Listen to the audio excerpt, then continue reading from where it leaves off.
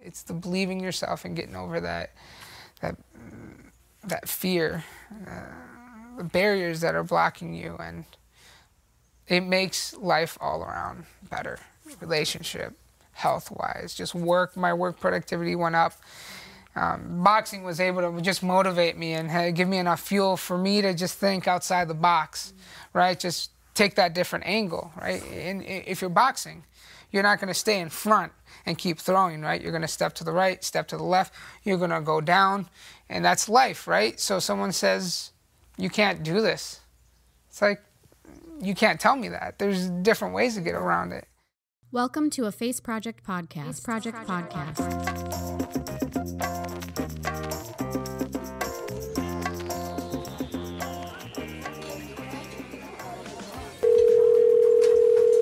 Hello? It's just pure life. It's pure innocence. My mom it's is a pure writer.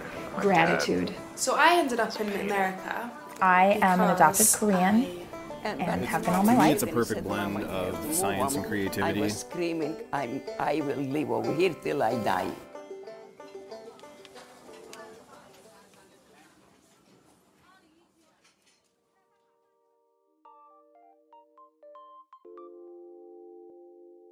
Hey everyone, welcome to a Face Project podcast. My name is Natalie Jennings. I am your host, and this is episode number 14.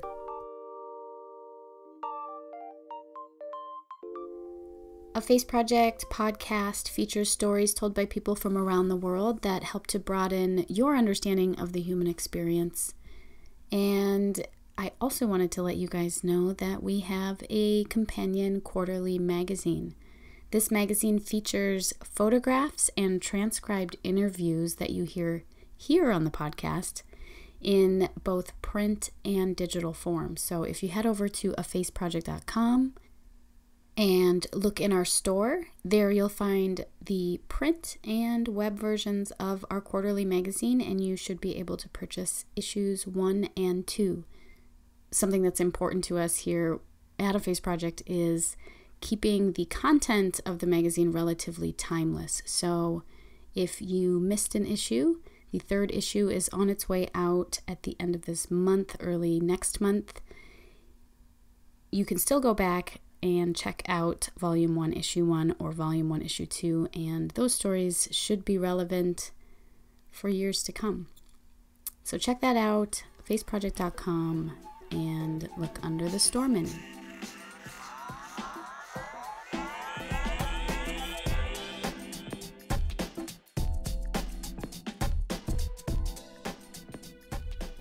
So as you probably know, we are on iTunes. You may even be listening to me right now through that application. And I'd like to just bring some attention to some of the really humbling and wonderful reviews that we've been receiving recently. Reviews help us to not only climb in the iTunes rankings and become more accessible to people that might be interested in listening to us, but they also help new listeners sort of get a sense of what we're all about and what people think of us. So if you have listened to a few of these stories and you enjoy coming back for more, consider heading on over to iTunes. Just search A Face Project in the iTunes store and leave us a review. Here's one from RB406. Says, A Face Project is great. These podcasts are well put together and fun to listen to. I really enjoy hearing the everyday people's stories, and listening to something positive and uplifting is a pleasant change from mainstream media. Keep up the good work. Thank you so much for that review, RB406. I like hearing that everyday people's perspectives is something that's important to you, because I think one of the things that we're definitely trying to do is offer a platform for anybody who has a story to tell, and everyone does. So glad you're enjoying it, and thanks for taking the time to leave a review. Here's one from Lisa Quinlan. I love hearing all the stories about ordinary people and how they fit into this world. Finally, a podcast to listen to that's both uplifting and feel good. Bonus content like the photos on the web make the people come to life. Thanks so much, Lisa, and thanks for bringing attention to the fact that you can see photos of all of our storytellers on our website and in our quarterly magazine. So if you enjoy Marlon's story today, head on over to afaceproject.com and look under the podcast menu there under episode 14. You'll find his story. We went to Uppercut Gym where he does all of his boxing training and where the big fight that he will tell you a little bit about took place. So if you'd like to see photographs of Marlon or any of our other storytellers that you might have listened to, head on over to afaceproject.com.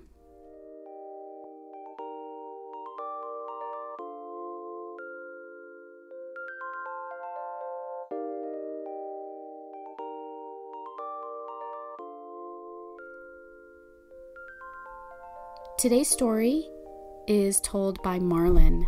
He is a teacher and a boxer. One thing that was kind of weird setting this up, Dan, who is part of a Face Project staff and a wonderful audio engineer, set up this interview with Marlon, and we showed up to Marlon's house in St. Paul, Minnesota to do the interview. And when Marlon opened the door, he and I looked at each other and realized that we had both worked together in the past at a high school. I used to be a high school English teacher, and he worked there as well. I think he mentions it a little bit in the interview, so that was kind of fun. The world is a very interesting place, and there are a lot of really cool synchronicities and coincidences and all sorts of things that happen. So it was fun seeing Marlon again, and I hope that you enjoy his story. My name is Marlon. I was born in San Salvador, El Salvador. It's crazy because I remember everything as a child over there. And then up to like 14, I don't. We were poor, but the community and the love was there. And my grandparents would do well sometimes, you know, we'd go out to eat, but there was times where we didn't have any money. So my grandpa would have to like climb the avocado tree, and then my grandma would go through like the cupboards and find salt packets, and our neighbor would like bring us tortillas. And so we'd get avocado, spray a little salt on it, and eat it with the tortillas. It's amazing going from one part of El Salvador, which is like rich. You go to the bathrooms and they're like, they have gloves on and dry you. And then you cross, you know, a couple blocks and it's just like super poor. That's what the family knows, you know, that's what you're gonna react to. And it's a vicious cycle there. Growing up in war, growing up in that chaotic lifestyle, right, of, all right, my kids are 17, 16, they gotta go up north, you know, to America to, like, crossing the border. That's crazy. That's what the family knows. Even when I was a little kid, I mean, like a baby, I don't remember how old I was, but I remember being held really tight by my grandma and my grandpa putting mattresses on the door and on the windows because you hear gunshots. And the reason he would do that is for the bullets for the mattress to catch the bullets. And then like hearing like, there's a knock on the door. And then just it's just so clear. My grandpa's peeked in the window, and it's like a young kid in a military like outfit, like with a big like gun, you know, looking for young boys to recruit for the war. And then I don't know how many days later or whatever, we're going out there, and I just remember being held, you know, by my grandma. We're walking, and my sister's holding either my grandma's hand or my grandpa's hand. And then I just remember feeling my grandma just like pushing my head like down into her shoulder, and hearing my grandpa said, "I think that's the kid who knocked the door." And it was like the dead body, like in front of like our pasaje, you know, there. So that's crazy. And now as an adult, I realize, I mean, I can't imagine living every day like that of war. You know, that's all these gang members are, man. They're these abandoned kids from the war. That parents were murdered, parents disappeared over to the north, you know. It's them trying to find their belonging, them trying to find their boxing. You know, they're trying to find that hope to grasp too, you know. And at times, you know, it does provide that sense of belonging and love. I mean, we're humans, you know. Everyone loves to hear positive things. You know, I love to hear someone say, "I got you. You just know I'm there for you," you know. And just to hear that genuine from everyone, that's going to be special. So when I came to Minnesota, I was from El Salvador, straight to Minnesota. There was a layover in New Orleans, and that was the first time I saw white people, which was hilarious because they were huge. They were giants, you know. So I'm there just looking at these people like, wow, they're huge. And also I looked out the window and I saw, it was the first time seeing highways. And that was very overwhelming. And then we actually drove from the airport, lived a couple years in Little Falls. Coming to America was a bit traumatic just because I didn't grow up with my mom. So when she went back to El Salvador and brought me over here, it was a woman completely unknown to me. And then it was just like, this is your mom. And I remember just hearing her voice too on the plane. She would say, you know, you're going to have to be like the man. You know, you can't be playing with toys and everything. And I'm thinking like, oh, this is a part of this culture. And immediately from the plane, I knew things were going to be different. But immediately I started school over there. I wanted to make friends, but I didn't know the language. I mean, it was a struggle because we'd color. You know, every day we'd draw a picture, and every day I would draw a picture of a greenhouse with myself, my sister, and my grandparents. And I remember the moment where I felt comfortable, and I remember the teachers like saying something about it, even though I didn't know the language, but they noticed and they said something because I drew the house red. So there must have been like 20 drawings of the same house, the same people, the same color. But this day I was feeling a little, you know, I was feeling more comfortable. Things started to go well, but at that time my mother was getting a divorce and from my brother's dad. So I have a brother and a sister, and both of them are from different dads. My sister lived with me in El Salvador. My brother was born here in the States. So there was that dynamic too of we're just kind of getting a feel for each other. As a single mother, it did become overwhelming for her. There was once, and this story I share, and I find the more I share it, the more therapeutic it is for me. But there was once I came home with a note from the teacher in first grade, and she just wrote, Marlon, blah, blah, blah, his day went like this. He was being goofy. Please talk to him and just make sure. I've always had like high energy, ADD, you know what I mean? But always like I knew I had this, but my mom was like, you can't be on medication because that's not for, you know, you're weak if you take it, things like that. But she read this note, and I could tell she was very agitated about something. Something must have happened at work or with her husband. And she like crumpled it up, threw it, and started just lecturing me. And in my head, I was just like, all right, here it comes. Just because she was abusive. You know, she did hit us. And she just like grabbed my head, like grabbed me by the shirt, and then grabbed my head, and then just threw me. And I remember like flying, and I hit the corner of the wall. Like, you see the scar right here? And I just hit it, and it was just like black. It was, you know that like star that you see on cartoons where it goes pow, and it goes like black? That's what I saw. I woke up again and like blood all over. I touched it and there's like a huge gash there. My sister's like, why are you hitting my brother?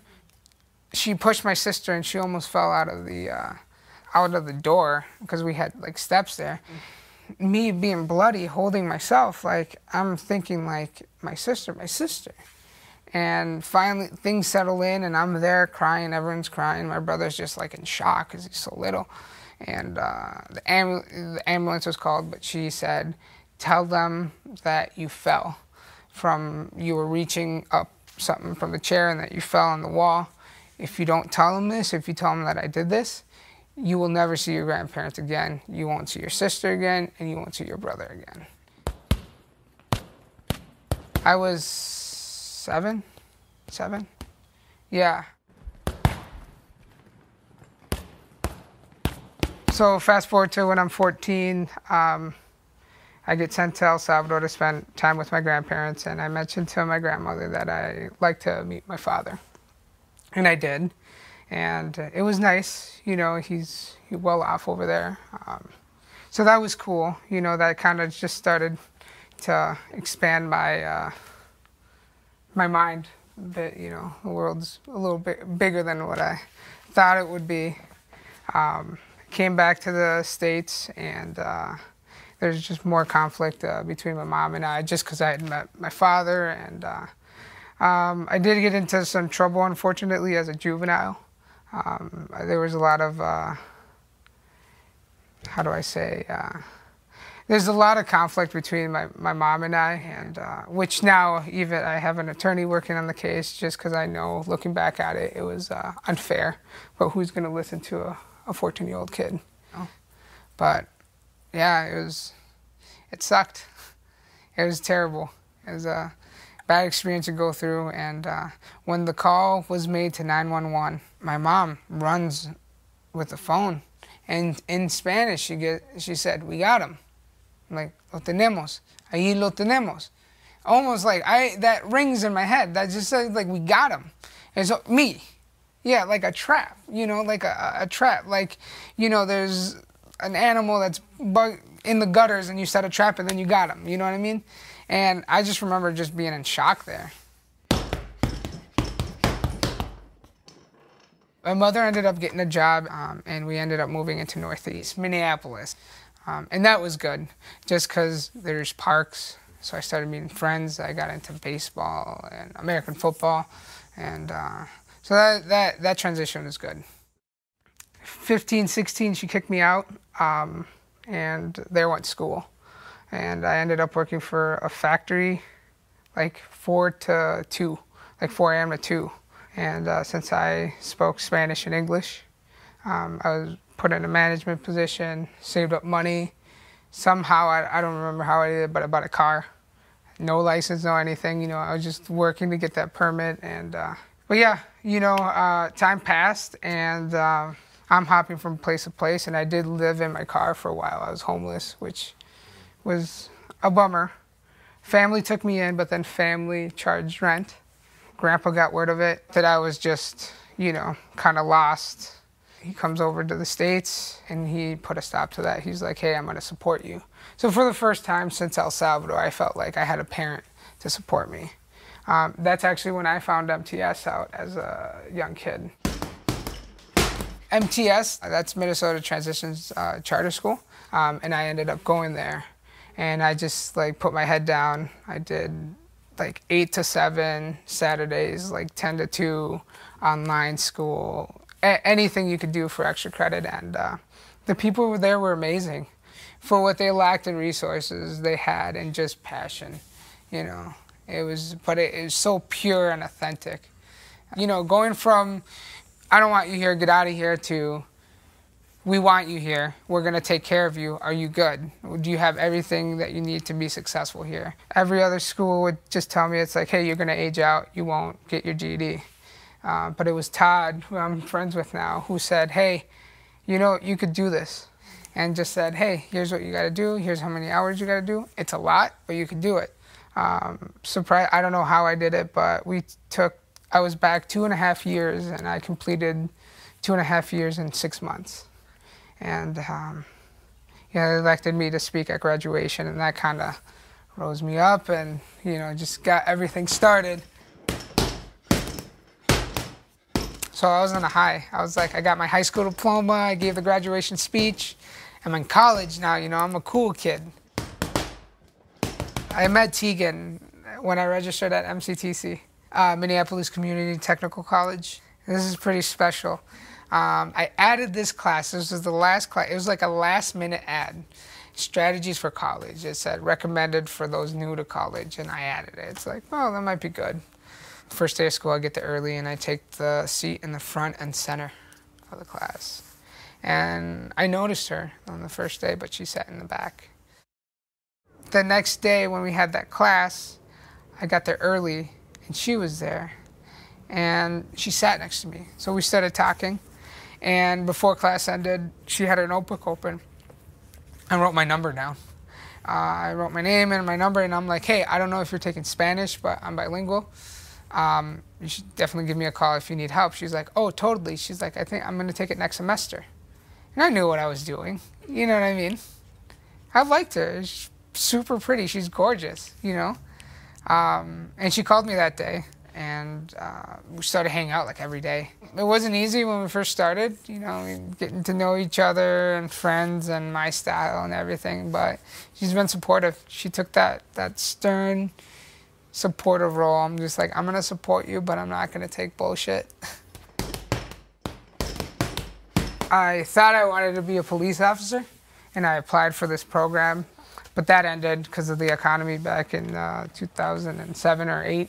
And I got a call from one of the principals at MTS asking me to be like a gym assistant, which is cool, but I really wanted to help out the kids, just to be there for someone. Because then when I was in high school, I mean, that's what got me over here, that nudge, that people believing in you. And then slowly that job evolved from making copies to making copies and helping the kids to making copies, helping the kids and advising them. It went from, you know, hourly, 20 hours to 25 to 30 to like salary, which, you know, was amazing. My wife is an amazing person. You met Tegan. She's a wonderful, wonderful person. I'm so lucky to have her. 5 years ago, that's when she started saying, I want you to get into boxing. It seems like something that you'll get, you know, good for you because of everything that you've been through. You know, she saw me being passionate about my job and, you know, helping out, but there was just, she could tell that there was something not right there. So finally, 2 or 3 years ago, she found Uppercut Boxing Gym in Northeast Minneapolis. They have an intro course for free.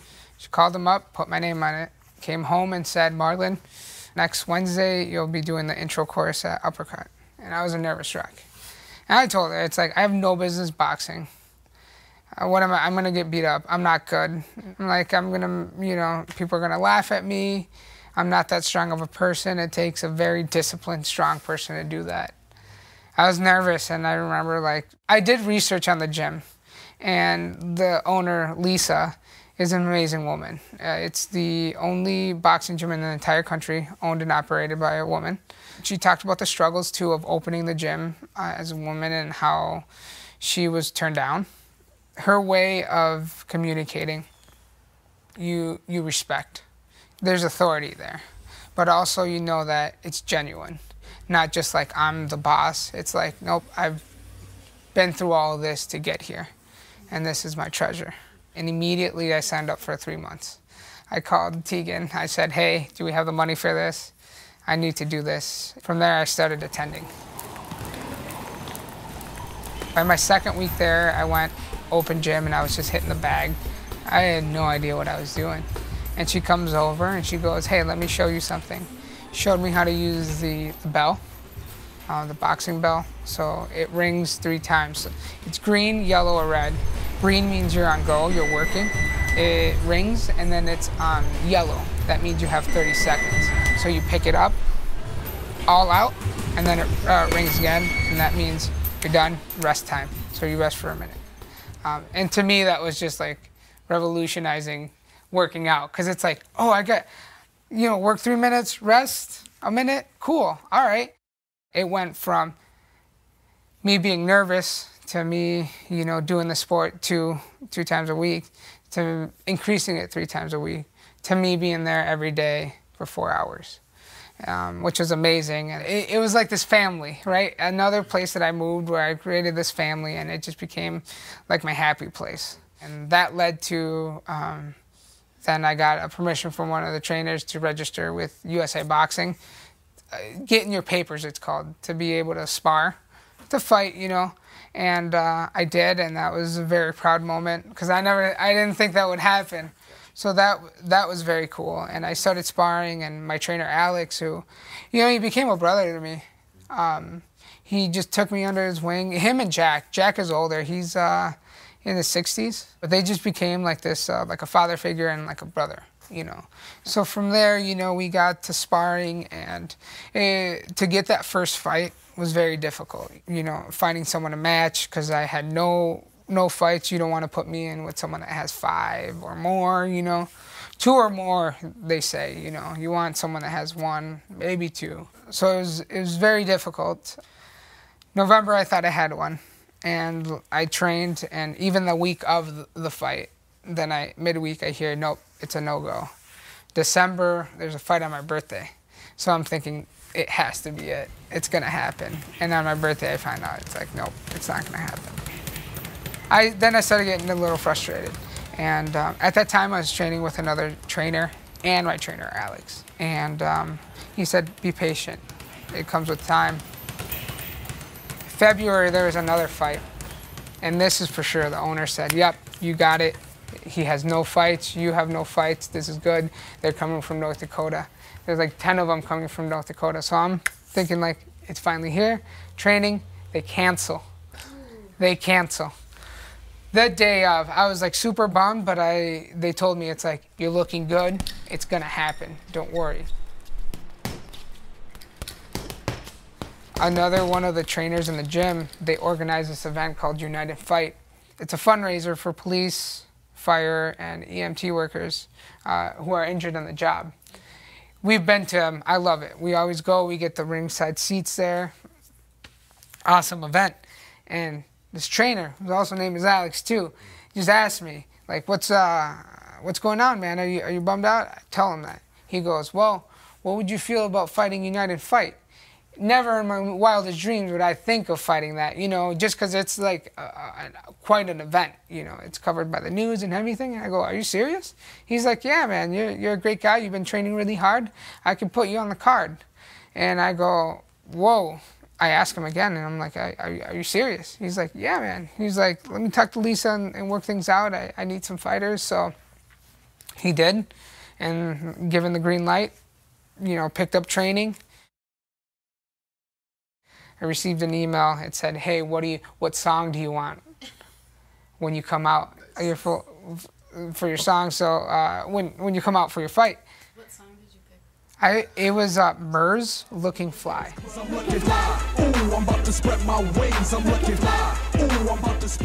I picked it because Tegan and I would listen to it a lot. So I was like, you know, she's my gal, you know, and going back.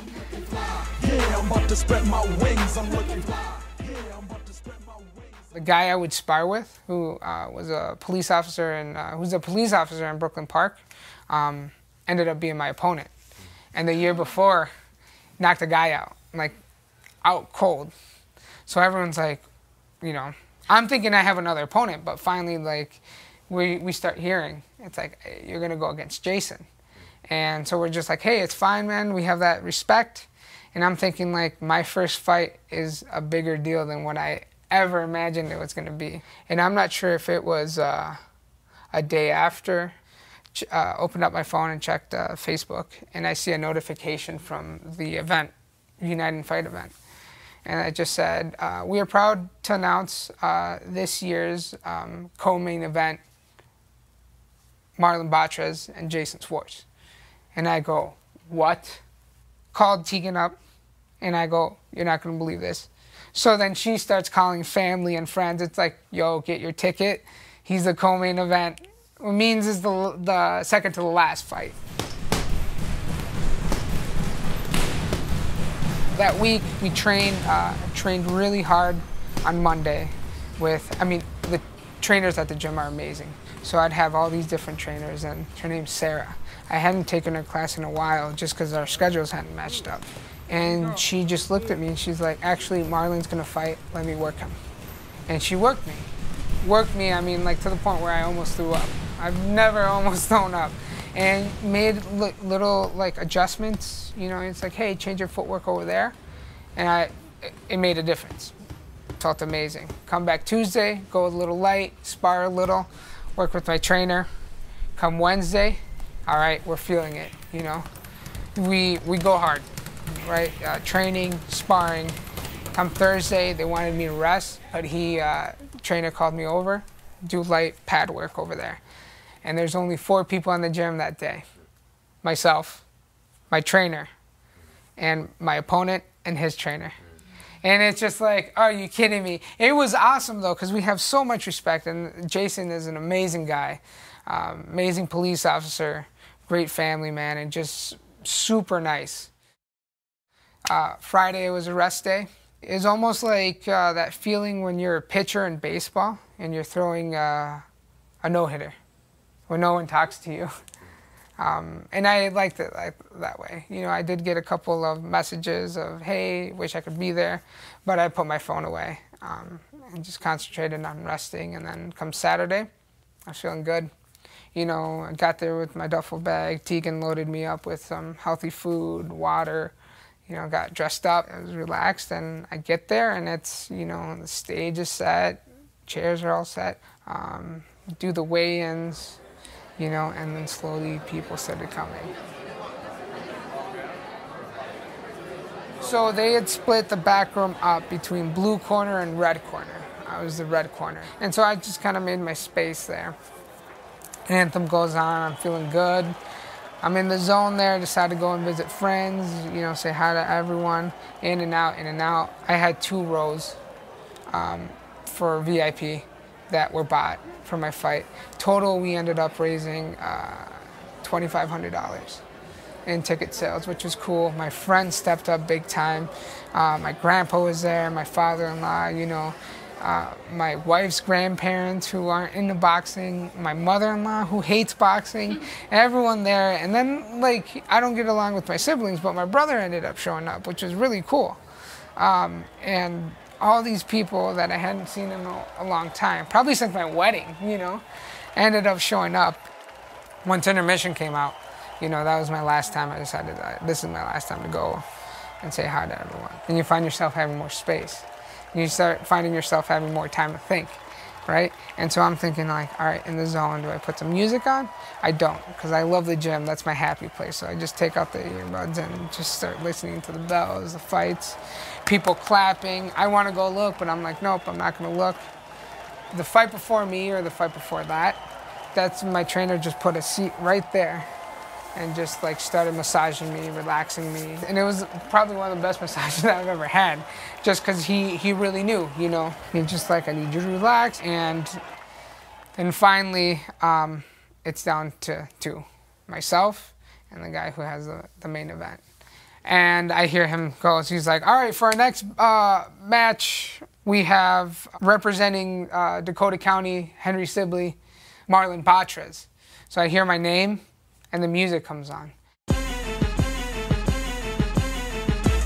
And I stood there for like 5 seconds. Everything was just like, how do I say, garbled. Like if you were to just put your hands over your ears and you could barely hear what people are saying, and then just the vision, it was just tunnel.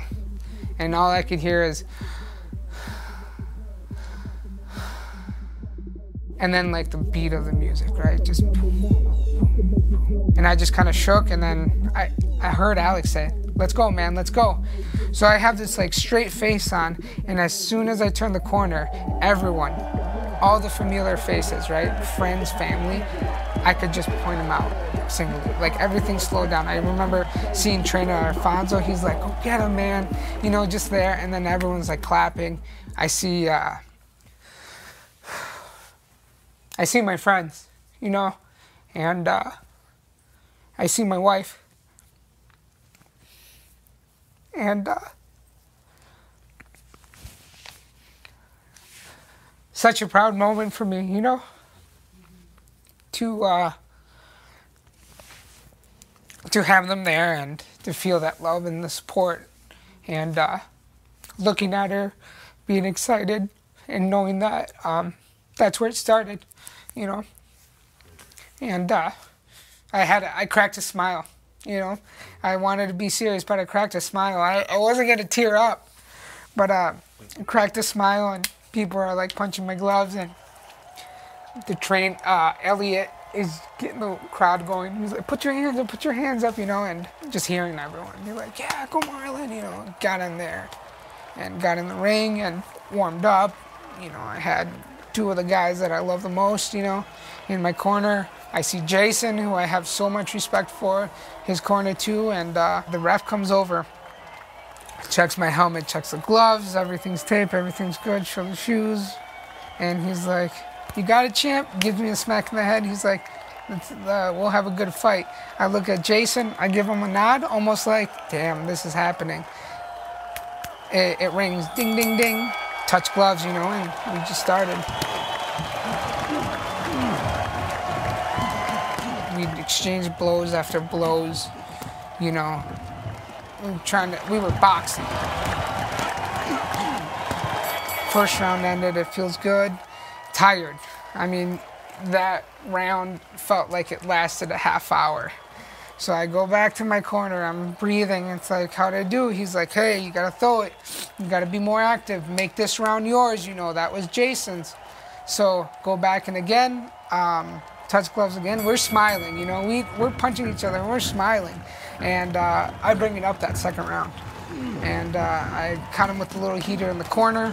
And all of a sudden I start hearing, Marlon, Marlon, and I couldn't believe it. And that just like fueled me, you know, and I'm just trying to get it over there. Get over, and we're exchanging blows. He gets out of the corner and then he starts throwing, he throws volume. He's really good. He works really well around the ring. Round ends.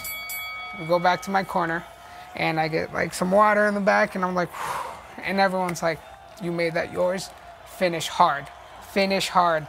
And I'm thinking, all right, we got this. So as soon as I got up, and they said, all right, back to boxing, and my trainer said, give it all you got. I see my Jason, super relaxed. I thought, I'm reading you right now, and you seem relaxed, almost like you're planning something. Like that punch that knocked out the guy. So I was really cautious that round. But I was throwing, you know, I was throwing, not how I was throwing that second round, but I was still, you know, in the last 30 seconds I was going there, and the round ended and immediately we hugged each other, and it was amazing to hear the crowd too. They were standing up, clapping, and we both crossed the ring, went to shake our opponent's trainer's hands there. Everyone has smiles, and I'm just like trying to catch my breath, like, what, how long was that? And it was just, what was it, 6 minutes? Yeah. You know, so, and it felt like forever, you know. We hug out, I had, you know, we got these medals put on us, and then they announced the winner. They raised Jason's hand. But I was proud, I was happy. I didn't even watch the main event. Just, I went back to my corner, just kind of composed, and I just said, find my lady, and started cleaning up, and gym slowly started to clear out, and of course, you know, who do you have there? Your trainer, my gal, the owner, you know, and then just kind of reflecting it. And I love Lisa, the owner's reaction too. She's like, what? That was amazing. You know, just, we proved a lot to ourselves.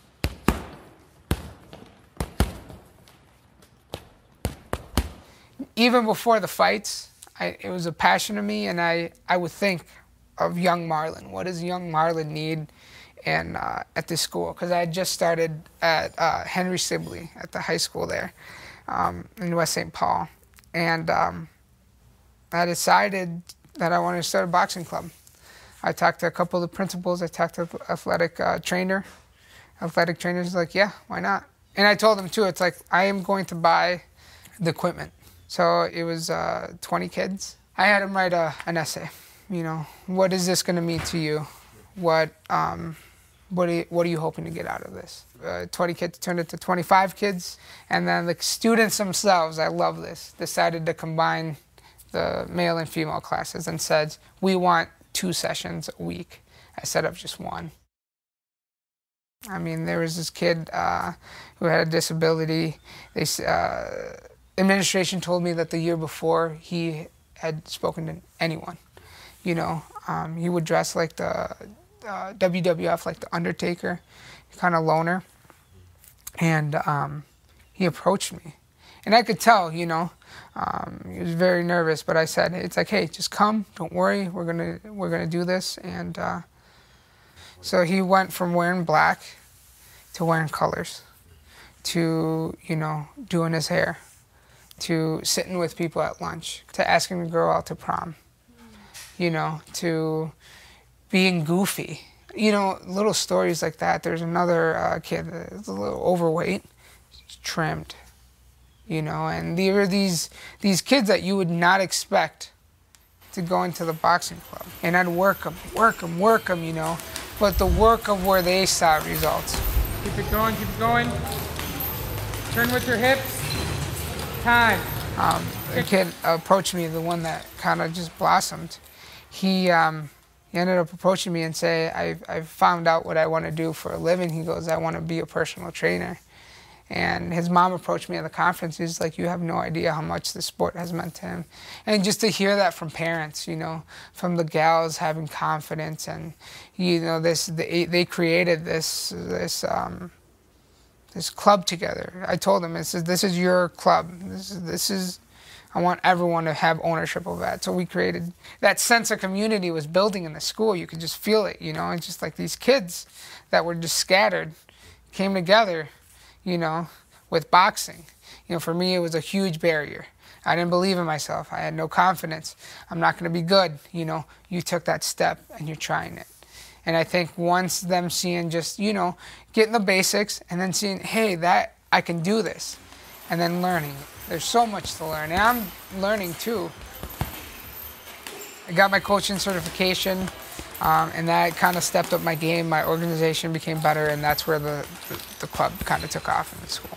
So from there, it led me to Lisa filling me in a couple of roles at the gym, teen class, you know, helping out other trainers. And then just a couple months ago, I've, you know, been on the schedule consistently teaching different classes, and it's a passion, you know. That's what the sport has become, and it's almost like taking a new attitude in life, you know, of just seeing things from different angles. Even in my marriage, you know, there's been conflicts, and this, normally I would just say, we're in a conflict right now, this is a big deal, it has to be this way, or no way. That's because of the chaotic life that I lived, right? Just, you know, tense. When do you have to be on the defense? And, you know, I'm still dealing with that, you know. My childhood was very traumatic, but the sport and what I'm gaining from it is helping a lot. I find myself catching myself, too. It's just like, I don't want to have that reactions of my mother, you know, or my siblings or aunts and uncles. You know, you wanna change that attitude. It's too bad. I wish, you know, the rest of my family would find something so special as boxing. But those are the consequences of war, I think. I'm grateful for being in this country. I'm grateful for my mother bringing me over here. That forever I'll be grateful for, you know. But I still, you know, have my feelings towards how I was brought up, and being fortunate enough to discover the sport and having my wife just say, you need this. And then turning it to what it did now is just remarkable, you know. So I guess my job, I see my job as the way I want to return is all the trainers that have worked with me, all the teachers that have helped me, all of my friends, family. That's my way of thank you, you know. Now it's my turn to make sure that someone like me has that opportunity to grab onto that hope to go on to a better future. So.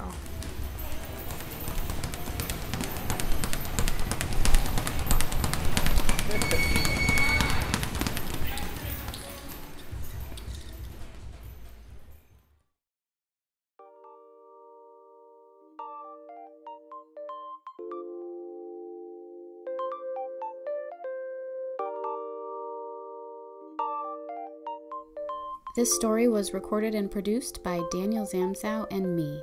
Web layout and design by Aaron Woods. If you'd like to share a story on an upcoming episode of our podcast, you can head over to afaceproject.com and look under the menu for the Share Your Story page. There you'll get some information about how we conduct interviews and how you can get signed up to share.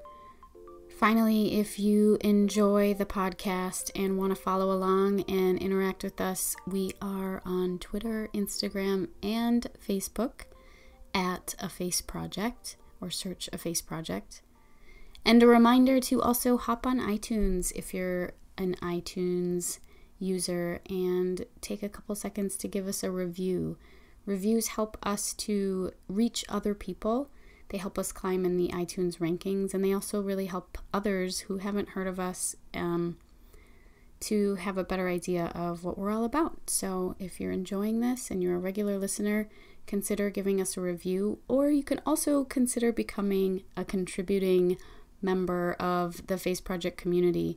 We have to do a lot of stuff to keep our magazine and podcast running, and the small staff paid a little bit. So if you'd like to support this project by offering a one-time or monthly donation, head over to afaceproject.com. You can look under the About menu, and there's a page called Contribute. And there's a lot of information there outlining how to be a one-time or a continuing contributor to our project. Thank you so much for listening. As always, much gratitude for all of our listeners. We wouldn't be doing this without your support, your storytelling support, your listening support, and spreading the word to your friends and family about what we're doing. So thank you so much. And we will be back in a couple of weeks.